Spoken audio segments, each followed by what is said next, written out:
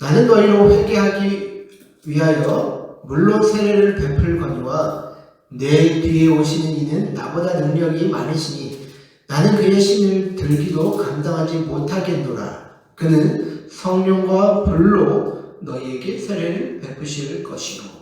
이렇게 말씀하고 있습니다.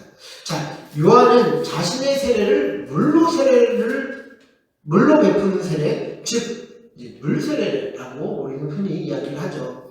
그런데 예수님의 세례는 성령과 불로 베푸시는 세례, 곧 성령 세례라고 우리는 말하고 있습니다.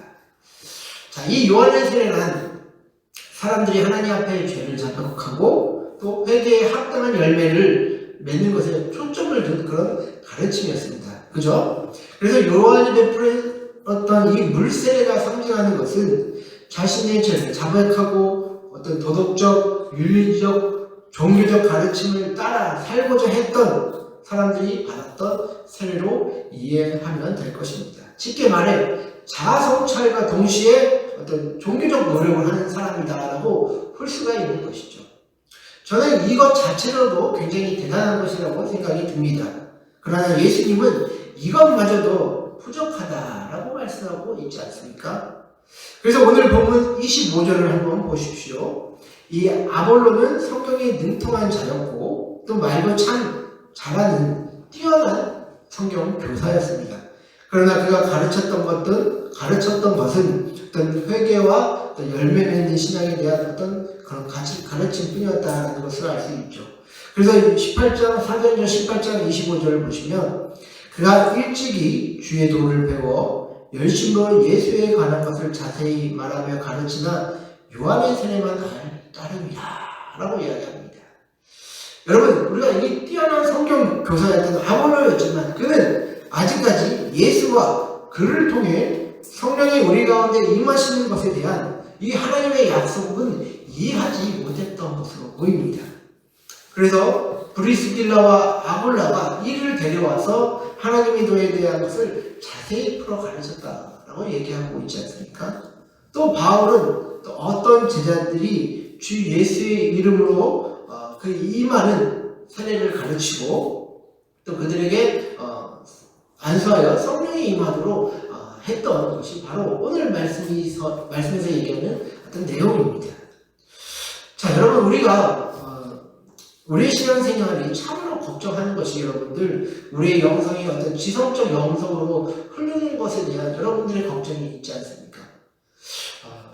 우리가 고난 가운데서도 환난 가운데서도 우리가 이 믿음과 신앙을 지킬 수 있는 것은 어떤 우리의 지성적 신념이 아니라 우리의 마음을 하나님께서 붙잡아 주시고 우리의 믿음을 지켜주시는 그 성령이 있기 때문에 가능한 것입니다.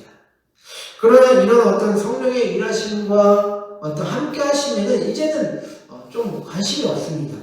오로지 어떤 자신의 어떤 믿음과 어떤 지성을 통해 하나님을 섬길 수 있다고 생각하는 것이 요즘 우리의 어떤 신앙관으로 굳어지는 것이 아닌가 하는 그런 걱정이 저는 있습니다.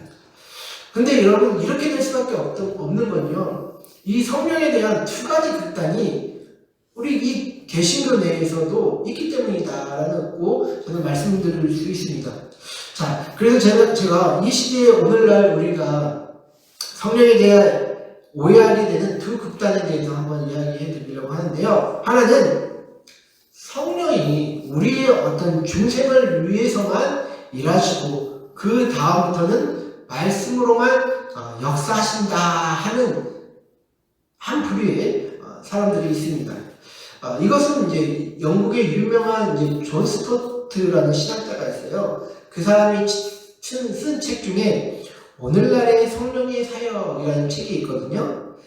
그 책에서는 주장하는 바가 뭐냐면 어떤 이 성령의 역사는 초대교회가 세워질 시기에 한정적으로만 일어났다. 그래서 오늘날 일어나는 방언과 예언, 기적 같은 사건은 이제 일어나지 않는다라고 주장하는 게 그 신학자의 어떤 주장이거든요. 그런데 여러분, 이런 신앙의 장점은 무엇이냐? 말씀 중심으로 신앙생활을 하기 때문에 어떤 정돈되고 어떤 차분한 모습을 보이게 됩니다. 그러나 문제는 이제 자신이 경험하지 못하고 이해 안 되는 것을 모두 배척해버린다라는 것이죠. 그리하여 이제 하나님의 일하심을 어떤 인간의 이성적 테두리 안에 가두게 되는 모습을 우리는 보게 됩니다. 그리고 또 하나의 주장을 하는 부류들은 이 성령이 임하실 때는 어떤 사람들이 방언하고 예언하는 그런 은사적인 현상이 일어났다. 그래서 성령을 구하고 성령을 받았다라고 하는 사람들은 이런 어떤 영적인 일들이, 이런 어떤 은사적인 일들이 일어나야 한다라고 주장하는 부류의 또 한 측면이 있습니다. 그래서 많은 사람들이 이 성령의 임재하신 성령의 충만을 구하면서 방언하기를 구하고 환상 보기를 구하고 하면서 심리적인 영적 체험을 하는 것이 신앙생활의 전부다라고 생각하는 사람들이 있다는 것이죠. 그래서 이런 신앙의 장점은 사람들이 영적인 체험을 하게만 된다면 열정적인 어떤 신앙생활을 하는 것을 보게 됩니다. 흔히들 말하는 이 신앙생활의 뜨거운 모습을 갖추게 된다는 것이죠. 그러나 문제점은 이 말씀에서 제시하는 바는 따르지 않고 오로지 자신의 어떤 경험과 체험에 따라만 행동하려 합니다. 그래서 얼토당토 않는 일들을 하면서도 그것이 성령이 시키시는 믿음의 행위라고 착각하고 있다는 것이죠. 그래서 이런 극단적인 어떤 성령에 대한 오해 때문에 성령에 대해서 관심을 갖지 말자라고 하는 추세가 있는 것 같습니다. 차라리 주님을 더 알고 그냥 내 열심으로 순종하고자 하는 노력만이 더 필요할 뿐이다라고 생각하고 있지 않나라고 싶습니다. 그런데 우리는 하나님께서 우리에게 약속하신 바, 특별히 성령을 통하지 않고서는 예수님을 더 알 수 없고 또 성령의 인도하심을 받지 않고서는 순종할 수 없다라는 것을 우리는 알고 있습니다. 만약 하나님을 섬기는 일이 우리의 힘과 노력에 의해서만 좌우된다면 우리는 학문적으로 뛰어난 대학을 다니거나 아니면 선한 일을 하는 단체에 들어가서 그냥 배움과 사역에만 전념하면 될 것입니다. 그러나 하나님의 방법은 성령을 통해 우리 모두가 예수 그리스도를 더 알고 또 하나님의 능력도 경험하며 마지막 때까지 하나님의 사람으로 온전히 보존되어 하나님 계신 곳으로 가게 되는 것이 하나님의 어떤 뜻이고 또 하나님께서 우리에게 계획하신 구원의 방법이다라는 것이죠. 그래서 우리는 성령을 구해야 하며 또 성령의 도우심 가운데 살기를 간절히 추구해야 한다라는 것입니다. 오늘 본문을 보십시오. 요한의 세례만 알던 이 아볼로는 하나님의 도를 깨닫고 말씀을 통해 예수님을 증거한 일에 더욱더 쓰임을 받습니다. 또한 바울이 안수했던 제자들은 성령이 임하게 되니 그들 가운데 방언도 하는 자가 나오고 예언도 하는 그런 은사적인 체험을 하는 자들을 보게 됩니다. 우리는 오늘 이 말씀에서 비춰지는 어떤 두 부류의 상황을 통해서 성령님은 사람에 따라 다르게 역사하시고 또 드러내시는 것을 자기 주권적으로 하신다는 것을 우리는 볼 수 있어야 합니다. 성령은 주권적인 의지를 가진 제3 위의 하나님이십니다. 그분은 자신의 어떤 주권적인 의지를 따라 일하시는 분이시기 때문에 사람들이 자신의 마음대로 부릴 수 있는 어떤 영적인 종이 아니다라는 것이죠. 그렇기 때문에 우리는 성령을 통해 예수 그리스도를 증거하시는 사역에 대해 한계를 가지면 안 된다라는 것입니다. 우리에게 필요한 것은 성령이 저와 여러분들에게 진정으로 필요하느냐에 대한 그런 의식을 갖고 있느냐라는 것입니다. 여러분들에게 정말 성령이 필요하십니까, 여러분? 성령이 우리와 함께 하셔야만 하는 이유는 첫 번째로 성령의 인도하심이 아니면 육신의 소욕을 이기고 영의 요구를 따라 살 수 없다고 성경에서는 분명히 강조하고 있습니다. 로마서 8장 9절과 갈라디아서 5장 16절을 보시면 만일 너희 속에 하나님의 영이 거하시면 너희가 육신에 있지 아니하고 영에 있나니 누구든지 그리스도의 영이 없으면 그리스도의 사람이 아니라 내가 이르노니 너희는 성령을 따라 행하라. 그리하면 육체의 욕심을 이루지 아니하리라. 여기서 강조하고 있는 바가 무엇입니까? 성령을 따라 살아야지만 그리스도의 사람으로서 살아갈 수 있다는 거 아니겠습니까? 성령을 배제한 채 사는 사람은 결국에는 육체의 욕심에 이끌려 살아갈 수밖에 없다라고 성경 말씀에서는 분명히 이야기하고 있습니다. 여러분, 우리가 이 육체의 욕심을 따라 살지 않는다라는 것을 말할 때 사람들은 겁부터 먹습니다. 왜냐하면 자신의 어떤 이제 기본적인 소욕 이런 것들을 다 끊고 어떤 금욕적인 삶을 살아내야 한다고 사람들이 생각하기 때문에 겁부터 먹는다라는 것이죠. 그런데 여러분, 하나님은 처음부터 이런 것들 뭐 다 포기하고 너가 금욕적인 삶을 살아서 뭐 말씀 가운데 살아야 된다, 이것이 아닙니다. 하나님은 우리 앞에 놓여진 어떤 이제 인간에게 뿌리 깊게 박힌 그 죄성들을 하나씩 우리가 거부하고 멀리하면서 점차적으로 하나님의 사람으로서 또 성화되어지는 그 과정으로서 살아갈 수 있도록 도우시는 분이시거든요. 예를 들면 이런 것입니다, 여러분. 저는 이제 학생 때부터 이제 대학교 갈 때까지 또 운동을 했던 사람이기 때문에 혈기가 굉장히 셌었어요. 그리고 혈기도 셌었고, 그 다음에 이제 불평도 많은 그런 까다로운 사람이었거든요. 그런데 이제 성령께서 이제 깨닫게 하시고 또 말씀을 통해서 얻어지는 어떤 그런 은혜들을 따라 해갈 때 어떤 저의 교만과 자기 자랑이 죽어가는 것을 경험하게 되었습니다. 그러면서 제가 이제 변화를 이뤄가는 것이죠. 또한 우리 아내는 결혼하기 전에 약간의 무절제가 있었어요. 제가 봤을 때 특히 많이 먹는 무절제, 많이 먹는 무절제, 그 다음에 뭘 자꾸 모으는 무절제. 우리 집에 가보면 옷무덤이 많이 이렇게 있었어요. 그래서 옛날에 이제 옷가게도 하셨다고 해가지고 뭐 그렇다고 저한테 항상 변명을 하는데 그런 약간 무절제가 있었거든요. 근데 하나님이 야, 너 한 공기만 먹어, 두 공기만 먹어, 또 그거 사 먹지 마 라는 그런 마음을 주실 때마다 순종했고, 또 뭐 옷과 가방을 야, 저 사람한테 줘, 이렇게 하면서 그 비유라고 하셨을 때 순간순간 순종하는 선택을 이제 하게 되는 것이죠.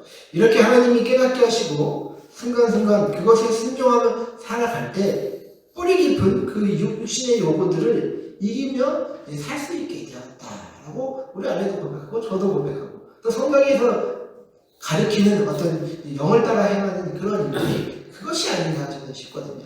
그래서 처음부터 뭐 수도원 들어서 금욕적인 생활을 한다고 이길 수 있느냐? 절대 그렇지 않습니다. 하나님께서 우리에게 각자에게 순간순간 주시는 그 마음을 따라 감사해야 될 때 감사하고 또 우리가 끊어내야 될 때 끊어내야 되고 그런 과정을 통해서 우리 삶 가운데 깊이 뿌리 박혀 있는 어떤 교만과 뭐 욕심과 인색과 뭐 자기 사랑 이런 것들을 끊어낼 수가 있는 것입니다.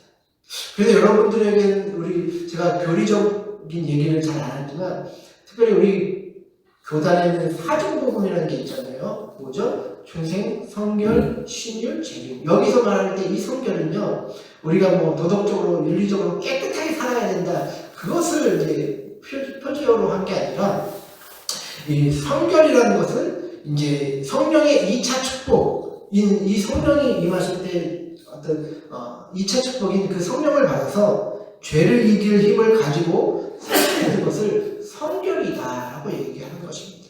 거기에 따라서 우리가 성령이 필요한 것은 우리의 힘으로 이길 수 없는 이 죄의 깊은 뿌리들을 성령의 그 요구를 따라서 살아갈 때에 우리의 육신의 세력들을 이길 수 있는 힘을 주시기 때문에 우리는 성령이 반드시 필요하다라는 것이죠. 따라서 여러분, 성령이 우리 가운데 임하시기를, 충만히 임하시기를 사모하시기 바랍니다. 그래야 영의 요구를 따라 사는 자들이 될 수 있고 성령의 사람들이 될 수 있다라는 것이죠. 성령은 다를 때 임하는 것이 아닙니다. 성령은 필요로 하고 또 간구하는 자에게 하나님께서 임하십니다. 그것을 믿으시고 성령 충만하기를 항상 간구하시는 저와 여러분들 되기를 원합니다. 다음으로 성령이 우리 삶에 필요한 두 번째 이유는 성령이 아니면 복음의 증인이 될 능력을 갖출 수 없기 때문이다 라는 것입니다. 여러분들 사도행전 1장 8절 말씀을 보십시오. 오직 성령이 너희에게 임하시면 너희가 권능을 받고 예루살렘과 온 유대와 사마리아와 땅끝까지 이르러 내 증인이 되리라 하시니라. 자, 여기서 이 능력은 드나미스, 즉 다이나마이트 같은 폭발적인 힘을 가진 능력을 가리킵니다. 우리의 삶에서 하나님이 어떻게 일하시고 또 우리가 구원받은 기쁨을 사람들에게 전하는 이 증인이 되겠습니까? 바로 하나님께서 주시는 이 폭발적인 능력이 있어야지만 우리는 이 복음을 전할 수 있는 것입니다. 우리가 복음을 전할 자들은요, 우리보다 더 힘이 센 사탄 마귀의 권세 아래에서 이 복음의 빛이 비춰지지 못하도록 가려진 자들입니다. 그래서 우리가 아무리 달변으로도 또 우리가 사랑으로 그들에게 다가간다 하더라도 하나님의 말씀과 예수의 복음이 그들의 마음에 새겨지지 않는다라는 것이죠. 그래서 고린도후서 4장 4절에도 이것에 대해서 분명히 이야기하고 있습니다. 고린도후서 4장 4절을 보시면 그 중에 이 세상의 신이 믿지 아니하는 자들의 마음을 혼미하게 하여 그리스도의 영광의 복음의 광채가 비치지 못하게 함이니 그리스도는 하나님의 형상이니라. 자, 여기서 보시면 이 세상 신, 바로 사탄 아니겠습니까? 믿지 아니하는 자들, 복음을 들어야 할 자들입니다. 이들의 마음을 혼미하게 하여 그리스도의 영광의 복음의 광채가 비치지 못하게 한다라고 얘기하고 있지 않습니까? 여러분, 우리가 복음을 전해야 될 대상들은 바로 이런 사람들입니다. 그래서 우리는 성령의 이 강력한 힘을 덧입고 또 그 덧입지 않고서는 복음의 증인이 될 수 없다라는 것입니다. 그래서 우리에게는 반드시 성령이 충만히 임하시기를 간구해야 한다라는 것이죠. 여러분들은 혹시 길선주 목사님이라고 들어보셨습니까? 혹시 길선주 목사님? 이분 장로교에서도 굉장히 유명하시고 교회사적으로도 굉장히 중요하신 분이기 때문에 여러분들 한 번쯤은 들어보셨을 텐데요. 그런데 이 길선주 목사님이 어릴 적 집이 가난해서 가난을 비관하고 시리에 빠져 술과 담배 또는 여자들과 허송 세월을 보내기도 했다고 합니다. 그런데 이제 어떤 그 선도라는 어떤 도가 있나봐요. 그 도수를 닦는 어떤 선도의 비밀을 안다는 친구를 따라서 그의 나이 25살 때에 이 평안남도에 있는 안국사로 향하게 됩니다. 그런데 이제 3년 동안 이제 수도를 했음에도 불구하고 성과가 없어가지고 이제 약을 이 선도와 함께 하면 유리하다라는 이런 소식을 듣고 이제 한약 공부를 이제 같이 하면서 이제 약을 먹으면서 이 돌을 닦았다고 합니다. 그런데 한쪽 시력에 이제 뭘 잘못 먹었는지 한쪽 시력에 장애까지 생겨서 이제 안경을 써야지만 성경을 겨우 읽을 정도까지 되었다고 합니다. 그의 나이 한 30대가 될 때까지 진리를 찾아 헤맸지만 정작 어떻게 보면 별 볼 일 없는 인생을 사는 분이 이분이다라는 것이죠. 그러다가 이제 자신을 이제 선도로 권유한 친구가 먼저 예수를 믿게 되었고 또 이 길선주 목사님을 이제 전도하게 됩니다. 그래서 이에 길선주 목사님이 또 이기람 선교사라는 그 외국인 선교사 있거든요. 그분을 만나서 이제 신앙인이 되었고 이제 평양신학교 1회 학생이 되었다라고 이야기가 전해지는데요. 이 길선주 목사님은 이제 선도 시절 이 배웠던 돌을 닦는 습관이 있어서 매일 3차례씩 기도를 했다고 합니다. 그리고 새벽마다 일어나서 기도하는 습관이 있었는데 이러한 이 기도의 습관을 이제 정교인이 이제 함께 참여하면서부터 새벽 기도라는 것이 이제 이분을 통해서 최초로 우리나라에 생기게 되는 것입니다. 처음에는 그냥 자기 혼자 또 어떤 장로님하고 두 분만 이렇게 기도를 시작했다고 하는데 이게 2달 지나서 소문이 퍼져서 새벽에 이제 성도들도 같이 기도하는 습관이 생겨가지고 그때 막 자료를 보니까 뭐 400명, 뭐 700명 이렇게 아침 새벽에 새벽 기도하는 습관이 이분을 통해서 생겼다라고 얘기를 하더라고요. 그런데 이분의 이 교회사에서 이분의 길선주 목사님의 탁월한 부분은 이런 어떤 새벽 기도가 아니라 1907년에 장대현 교회에서 있었던 이제 전국적인 한국 교회의 부흥이 이분의 어떤 이제 집회를 통해서 시작된 것 때문에 유명합니다. 우리가 이제 한국 교회의 부흥을 얘기할 때 1903년도에는 하리 선교사의 어떤지 외국 선교사의 회개가 있었다면 1907년에는 이 길선주 목사님의 어떤 공개적인 회개와 어떤 성령의 역사로 한국교회의 큰 부흥이 시작되었다라고 보는데요. 길선주 목사님은 자신 친구가 이제 죽었는데 그 사후에 재산 처리를 할 때 미아 100불을 착복한 것을 이제 공개적으로 이제 회개를 하기 시작합니다. 그러자 회중들도 서로의 죄를 자복하고 통회하는 사건들이 일어나게 되죠. 선교사를 도와 일하던 자가 선교사를 미워했던 죄를 고백하고 선교사도 마찬가지로 자신의 죄를 서로 고백하는 그런 일들이 일어납니다. 심지어 어떤 여자는 청일 전쟁 때 어린아이를 업고 도망하다가 이게 너무 무거워서 빨리 갈 수 없으니까 아기를 나무에 일부러 부딪혀 죽이고는 혼자서 달아났던 그런 참혹한 일까지 고백하는 일들이 일어나죠.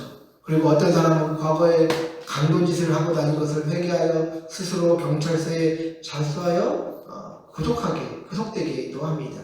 이렇게 성령의 임하심이 명목상의 신자들도 구원받는 백성들이 되고 또 이를 보면서 많은 어떤 외부 사람들도 교회의 문턱에 넘어 하나님 품으로 들어오는 것을 우리는 보게 되는데요. 이때는 정말로 성령이 강권적으로 역사하시니까 사람들이 회개하게 되고 교회도 부흥하는 그런 모습을 보게 되었습니다. 그런데 재미있는 사실은 뭐냐? 이런 회개를 통한 어떤 이제 성령의 역사가 전국적으로 이제 일어나고 이제 2년이 지나자 이 분위기가 서서히 식기 시작하는 것입니다. 그러자 이때 부흥의 열기가 꺼지면 안 된다 해가지고 선교사들이 이제 이제 애를 씁니다. 특별히 여기 보시면 100만인 구령 운동이라고 되어 있죠. 이 100만인 구령 운동을 시작해서 다시 부흥을 일으키려고 이 부흥의 불이 꺼지면 안 된다라고 하면서 이제 노력을 합니다. 그래서 1909년부터 1911년까지 이 100만인 구령 운동을 이제 이어오는데요. 그러나 이제 결과는 처참했다라고 이야기합니다. 100만 명의 10분의 1 수준에도 미치지 못했다는 기록이 이제 기록되어 있는데, 자, 이러한 결과가 보여주는 것은 무엇이냐? 사람들이 예수님을 믿고 또 교회에 일어나는 것이 어떤 인간적인 어떤 방법으로 만들고 조작할 수 없다는 것이죠. 이 열심과 열정은 정말 귀한 것이지만 인간의 목표가 하나님의 주권을 앞세우려는 것은 조심해야 한다는 것을 이러한 역사적인 사실을 통해서도 우리가 깨달을 수 있다는 것이죠. 따라서 사랑하는 성도 여러분, 우리가 하나님을 따른다는 것은요, 결코 이 인간의 힘과 능력으로 이룰 수 없다는 것을 우리는 분명히 압니다. 그래서 우리는 성령이 우리 가운데 충만히 임하시도록 기도하는 일밖에 방법이 없습니다. 그럴 때 말씀에 대한 더욱더 분명한 이해가 있을 것이고, 또한 기적과 은사가 나타날 수 있을 것이고, 또 사람들이 교회 안으로 찾아오게 될 것입니다. 이런 것들은 모두 하나님의 주권하에 성령이 개인과 교회 가운데 증거하시는 어떤 방법이다라는 것을 우리는 알 수 있는 것이죠. 중요한 것은 우리 모두가 성령이 우리 삶에 간섭하시기를 필요로 해야 한다는 것입니다. 우리가 성령의 일하심을 인정하지 않는다면 우리의 믿음은 어떤 도덕적, 윤리적 수준에서 머물게 될 것입니다. 나의 이 죄성이 꺾이고 사탄의 자녀들이 하나님께 돌아올 수 있는 것은 오직 성령이 역사하여야지만 할 수 있는 일입니다. 그렇게 우리는 기도해야 합니다. 성령이 임하시길 간구하며 기도해야 합니다. 그래서 그리스도 예수 안에 있는 신령한 복들이 성령의 충만을 구하는 모든 자들에게 임하게 될 것입니다. 그런 은혜와 복을 누리게 되시는 저와 여러분들 되시기를 주의 이름으로 간절히 축원드립니다.